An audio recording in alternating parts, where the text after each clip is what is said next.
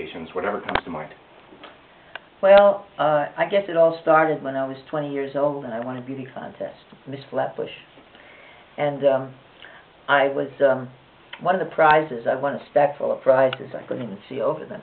One of the prizes was a modeling agency in New York, and it was a course.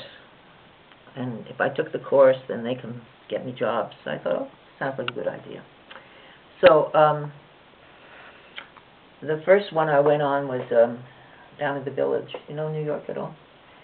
Yes. And that's where the artists and, you know, it's the people that most of the artists and illustrators were down in the Village. You know, they occupied 40-foot ceiling apartments, studios rather, with big skylights, and the steps going up to the studios are very creaky, and it had quite a history of being haunted.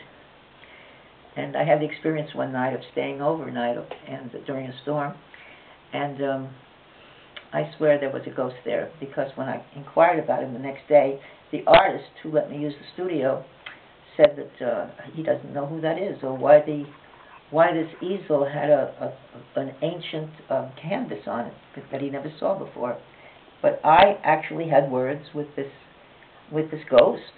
He was from the Civil War. Anyhow, that was one of the weird stories.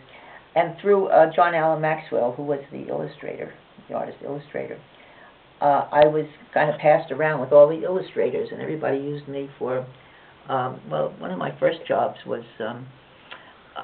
centerfold of Playboy. I mean, Esquire was way before Playboy.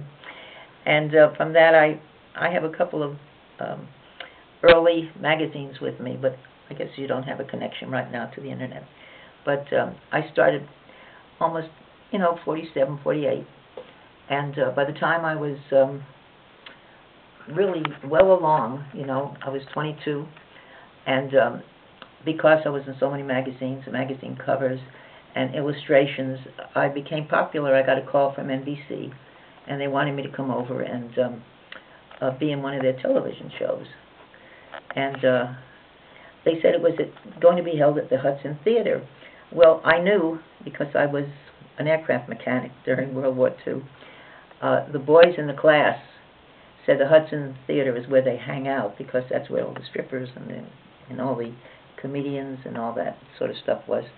And so I called NBC back. I said, I'm not going to the Hudson Theater. I said, I'm not a stripper. I'm not a burlesque queen. And they said, no, Hudson Theater in New York. I said, oh my God, what a difference. And here I'm telling the guy off, I never told this story before. Anyhow, that was the bottom floor, the infancy of television, back in 1948, 49. And then I got to work in all the big shows with Uncle Milty and Jack Carter and Broadway Open House, all the early TV shows, commercials, all that.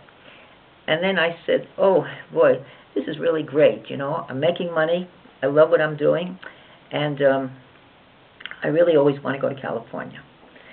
So getting off a bus on the way to doing a Pepsi-Cola convention, I twisted my ankle, and I couldn't walk for a couple of months.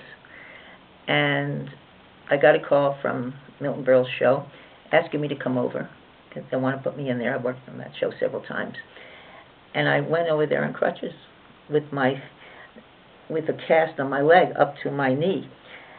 And Milty takes a look at me, and he says, what's that? I says, well, I'm part of the cast. Would you like to sign it? So he says, no. I says, well, you can make a joke about it. You can let me walk on with my crutches and my leg all bandaged up with a cast. He says, no. We need you to move around. So I says, okay, fine. So I went to a party that night, and I met this producer. And he was with Hunts Hall, who was one of the Dead End Kids. Do you remember him? And he says, we're going to California in a couple of days. You want to come with us? So I says, well, I can't walk. I says, I guess I can bring my crutches. I'd love to go to California. This is an opportunity. They're driving across country in a Lincoln Continental, the old type with the tire in the back. I think that was around 1951. And I walked into the bathroom. I was sharing an apartment.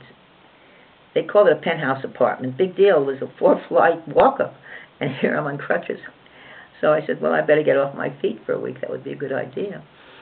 So this gal who I was sharing this apartment with, her name was Gloria Gall, Gall, and we thought it was so funny that we thought we ought to room together.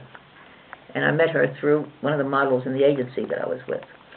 So to make a long story short, I put hot water, filled up a bathtub halfway with hot water, and I took my leg and I put it in there with a cast. And with a little nail scissor, she wasn't home that night, and I didn't know where her scissor was, but I had a little nail scissor. With a little cuticle scissor, it took me about 3 or 4 hours to cut that cast off. It was softening up. And then the next day, when Jack, the producer, came to pick me up, I said, I can get down the steps, but you got to take me to the nearest drugstore, and I want to get an ace bandage for my ankle because I can't put my foot down.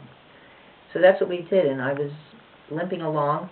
And when we got to California, I went over to I wanted to see the Hollywood Roosevelt Hotel because I had heard so much about it. And I went into a taxi and I said, you know, I'm new here and I would love to go on a tour, but I'd love to see Pasadena. So he said, oh, he says, that's no problem. He says, would you like to go the freeway? And I says, heck no, I'll pay. And that was one of my dumb blonde jokes anyhow. So as I was leaving